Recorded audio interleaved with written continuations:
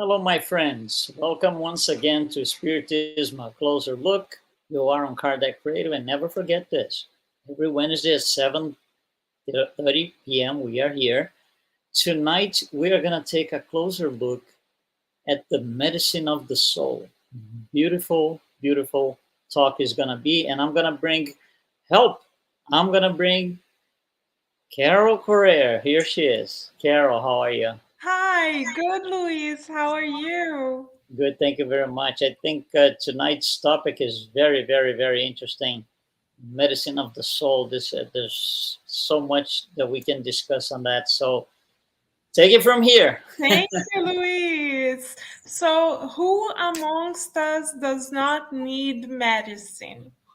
And of course, we absolutely need medicine for the soul, the immortal medicine that shall strengthen us for many lifetimes to come.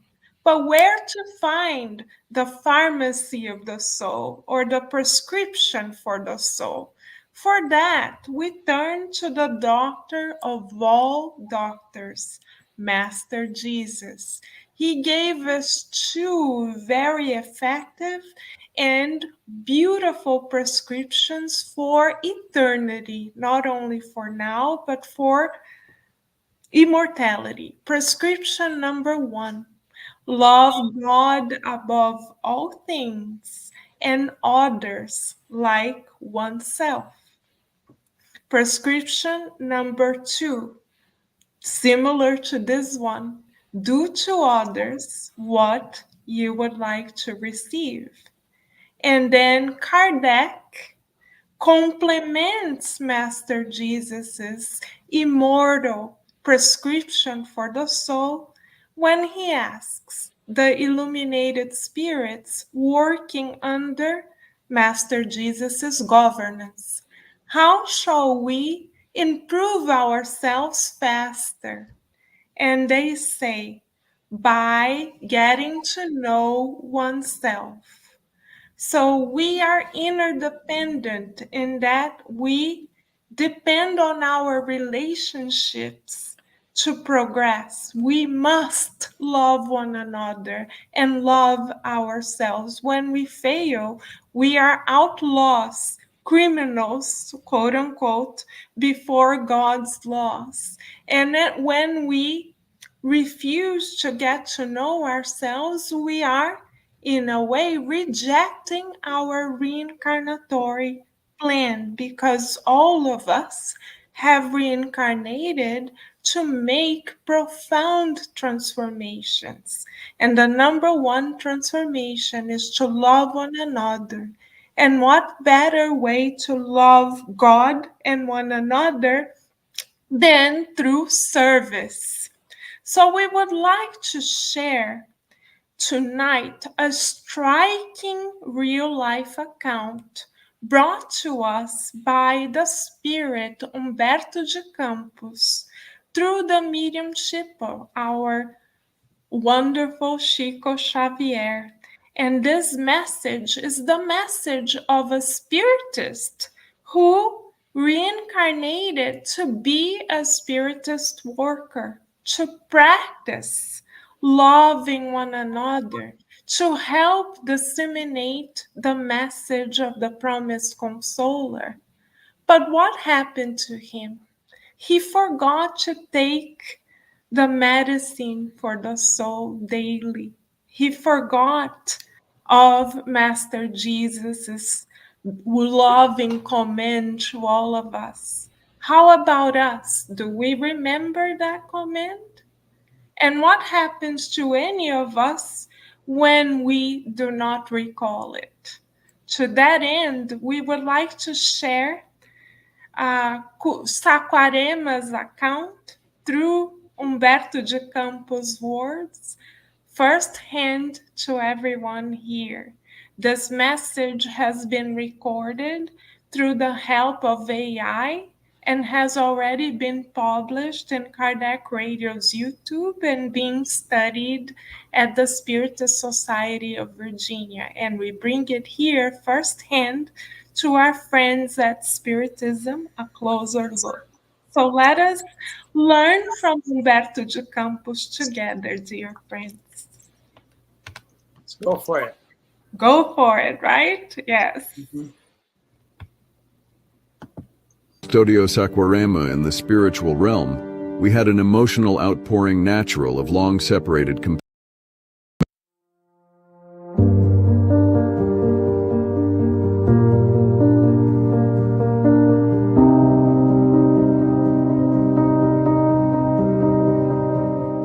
Kardec Radio presents Pacific Obsession, adapted from a message by Humberto de Campos through Chico Xavier from the book Letters and Chronicles, Chapter 8.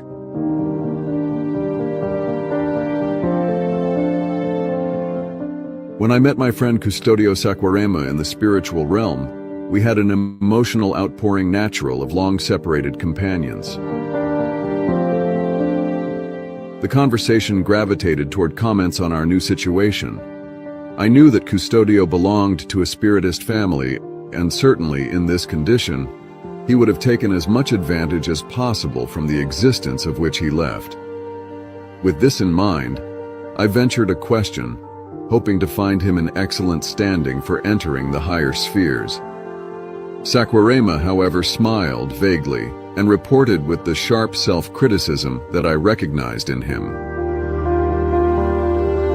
Well, my dear, you cannot evaluate what a disguised obsession is without any external signs. I came back from Earth on the mode of, you want it, but you can't keep it. I gathered much consideration and a lot of money, but I returned much poorer than when I reincarnated. You know that I was reborn in a Spiritist home. But as is the case with most reincarnated individuals, I had some partners in past addictions and irresponsibilities attached to my mental field. Since they were discarnated, they used me to feel the terrestrial sensations, as if I were a cow, to which they were being fed as a small family. Believe me, I reincarnated with an excellent program to progress toward the light. But my vampirizers were cunning and intelligent. They acted very subtly without my perception of their influence. And do you know how? By means of simple inner suggestion. As a young adult, my friendly spirit instructors encouraged me through my parents to cultivate the kingdom of the spirit, referring to study, selflessness, and inner improvement. But inside of me, the voices of my discarnate companions in addictions emerged from my mind. They gave me the false idea that I was talking to myself. Things of the soul, Saquarema? None of that. It is time to enjoy your youth. Leave philosophy for later. At some point I graduated. The warnings from home grew louder, calling me to duty, while my spirit companions kept mocking me. What? Duty? This is not the right time. How can you build a career and be religious at the same time?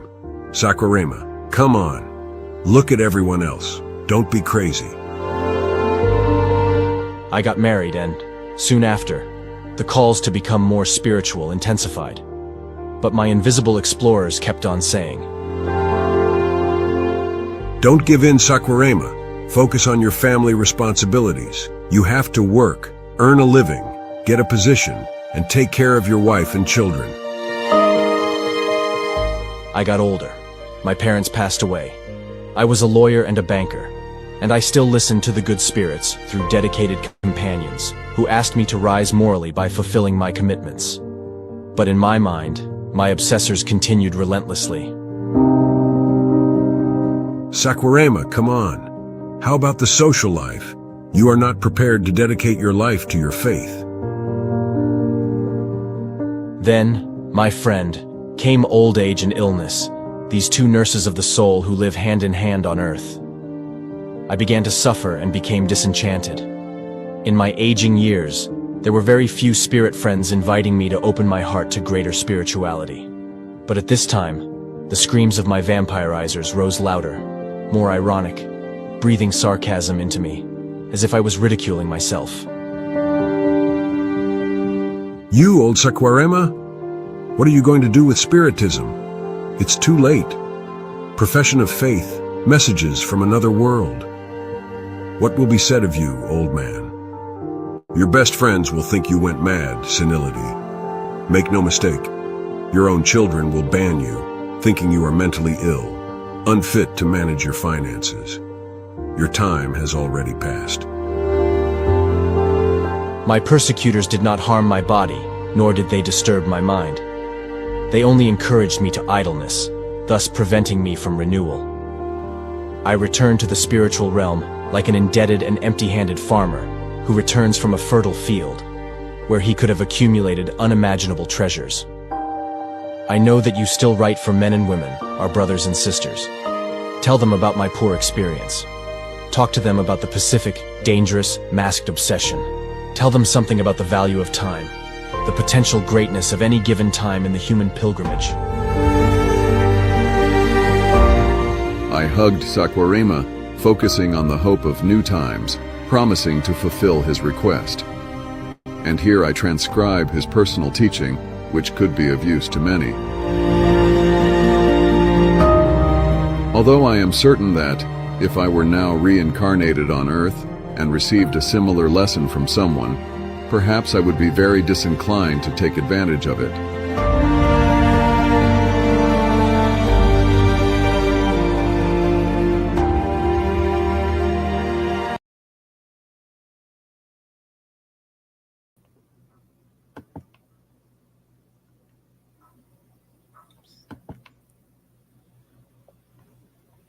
That was a nice video. Nice video.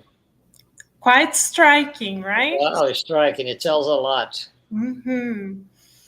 Yes, this is why we are so grateful to Humberto de Campos, because through the mediumship of Chico Xavier, he brings us the light of the truth.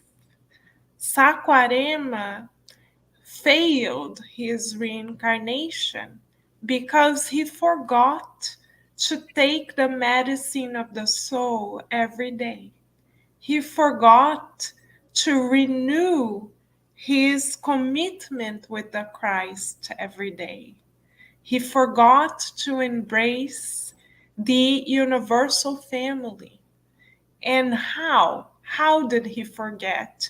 This message is quite striking because he discloses the mechanism that causes us to forget our real number one commitment in life, which is to evolve morally. How? What is the mechanism? The mechanism is to incline ourselves towards idleness, towards laziness, leaving everything that regards spiritual growth for later. Later, maybe tomorrow, maybe next week, maybe next month, maybe next year, we will devote ourselves. And how did we get those suggestions? Saquarema discloses to us that the discarnate spirits who were connected to him through past vices did not harm his physical body, nor did they harm his ability to reason. So how did they communicate those messages to Saquarema? Through inner suggestions. So this is why Saquarema names this process disguised or masked obsession, because throughout his life, Saquarema thought that this negative, persistent influence, which is the technical definition of spiritual obsession, was but the result of his own thoughts. And this is why Master Jesus recommends that we watch ourselves and that we get to know ourselves. So we see if our choices each and every day, no matter how small they are leading us towards the direction of spiritual progress. Loving guardian angels and illuminated spirits will not suggest that we do less.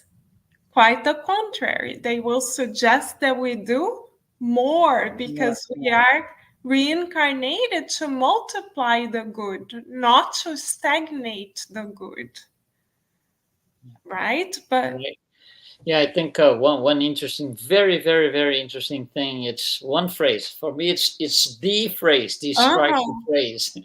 It says the persecutors did not harm his body. So all these illnesses and all these these diseases, that terminal diseases and all of those things, these are not caused by, these are not done by them. These are done by us, by the incarnate people following the suggestions. But it's these silent voices. They are not active in the discarnate spirits. They are not active in the sense that they use their hands to do something on the body. No, it's just suggestion. exactly.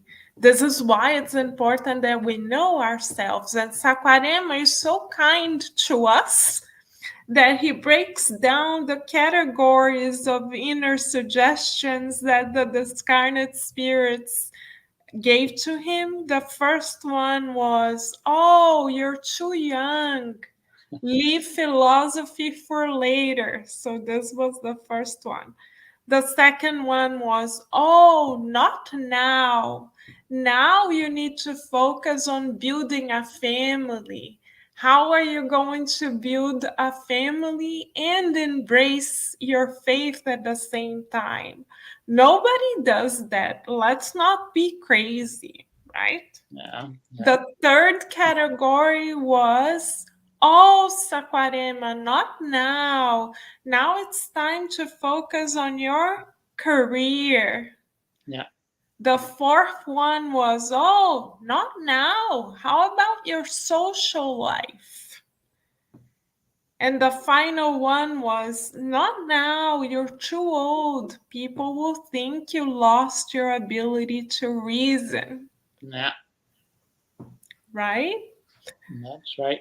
So we have to watch for these because these are the map, the signs that indicate that we ourselves may be falling onto a disguised or masked pacific obsession. Mm-hmm.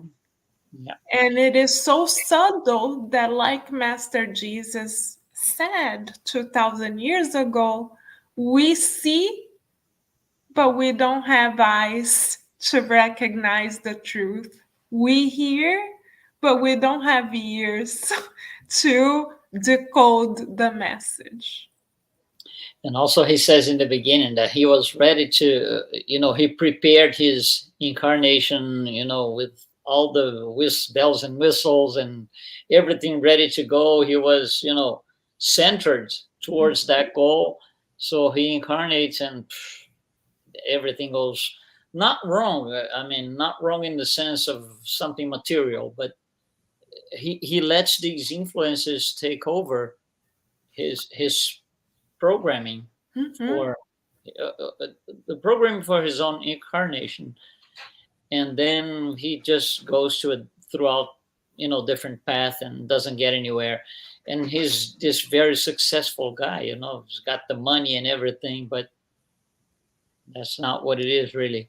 Exactly. You brought up a point that is very important for us to observe. Luis, thank you for that. The fact that before the eyes of the material world, he was applauded. He, in other words, checked all the boxes. Yeah. Socially, quote unquote, he was doing everything that he was supposed to, that was expected of him. But the question is, what God and our very own conscience expects of us is not to accumulate material assets just for the sake of it, but rather is to utilize all the resources that are offered to us for our spiritual growth. And Saquarema inverted that equation. Yeah. He decided to leave the spiritual growth for very last without even addressing it while focusing on the material gains. And so we have to be aware of the fact that we are liable for that as well, depending on the very small choices that we make every day. So we need to ask ourselves, what are we prioritizing today in our current life? Are we making choices that are applauded and expected of us, materially speaking, while neglecting our spiritual growth? Because thanks to Saquarema, as report, we now know that we have time to recalculate the route, so to Yeah. speak. Yeah, it's easy to miss the mark. One interesting thing is, in order to gain more spiritual maturity, which will happen to all of us anyhow, he had a huge advantage, which is he came from a spiritist family. So from the get-go, he has all this knowledge, access to that information. He didn't make any use of it. He just, let go his big advantage, and then of course, without it and without the knowledge and the spiritual connection, everything is more difficult. It's we tend to be more on the material side, and we live a material life, and not necessarily that makes us happy. When it approaches the end, you look back and say, wow, that's it. Exactly. And once the time is up, the time is truly up. There's no turning back. The present of the present will not repeat itself. Yeah. And like you said so wisely, Luiz, you are right. He reincarnated Saquarema with many reincarnatory resources that were the medicine for his soul, that were the remedies that he needed to strengthen himself morally. What was the prescription or the medicine that the mentor spirits prepared for him?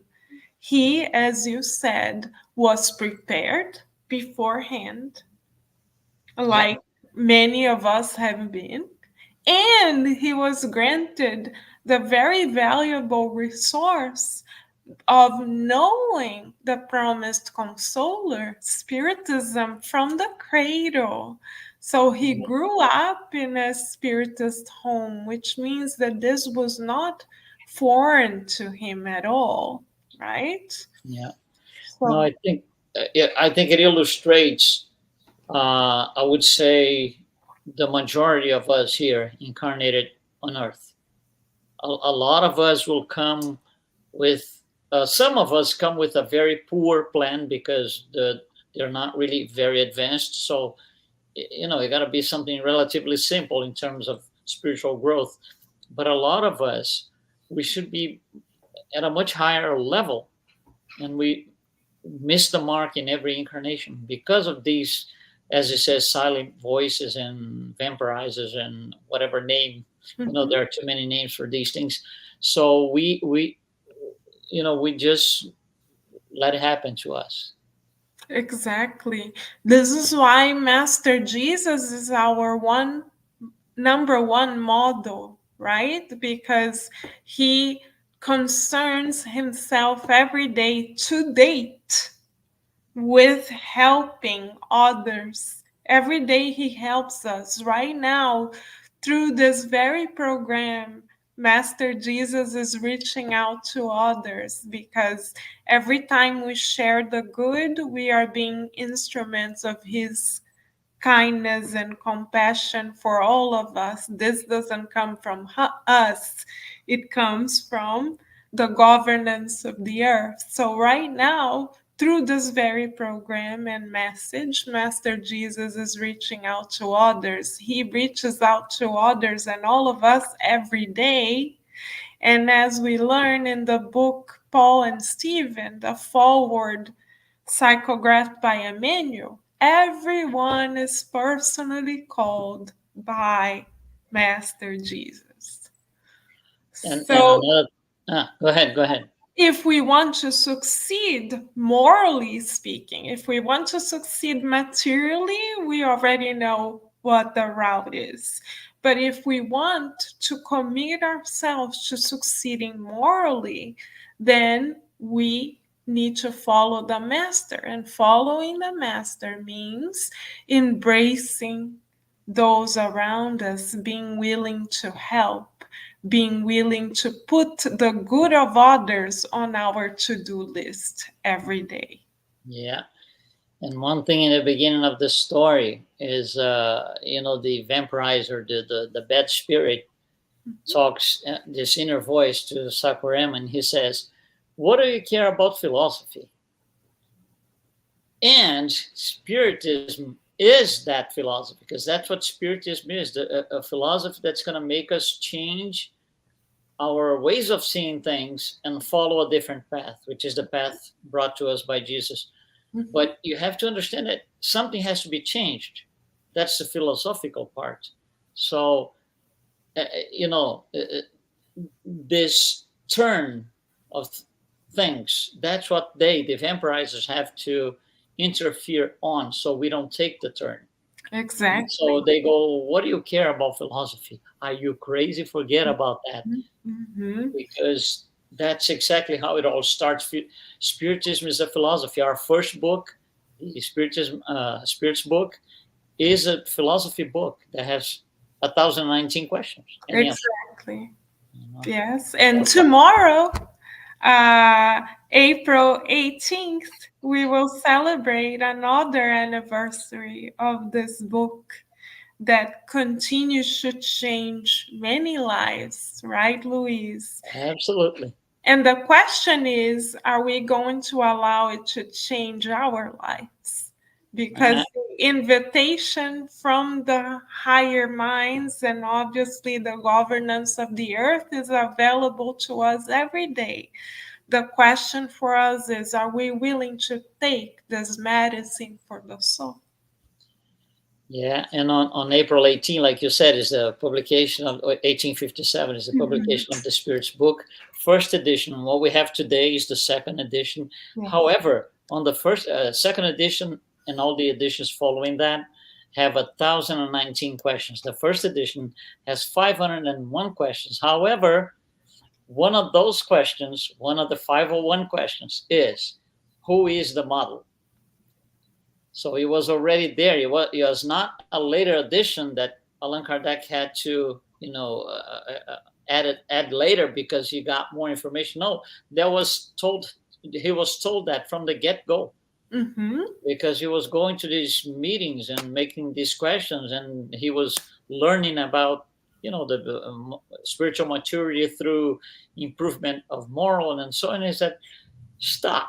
Tell me who is the model and I'll follow it." And that's on the first edition of the Spirits book. And the answer is quite striking, right? The mentor spirits say, Jesus. One word, yeah. No doubt. Black and white. Yeah, no room for doubt, right, Luiz? No nice words, no maybe this, maybe that, nothing like this. Exactly. Very striking. This is why the good for others needs to be on our agenda or to-do list every day. Absolutely. Carol, thank you very much for bringing up this subject. A beautiful video, by the way. Thank you so much for sharing the video with all of us here. And if you want to, our pleasure. Final word. Thank you, Luiz. Thank you for allowing for us to take the medicine of the soul together here on Kardec Radio, because we know that Kardec Radio is here, of course, to nourish and strengthen our souls always. So thank you for the invitation. You're welcome. And we will be here, Spiritism, A Closer Look. We'll be here on Kardec Radio next week, Wednesdays at 7 p.m. Thank you so much.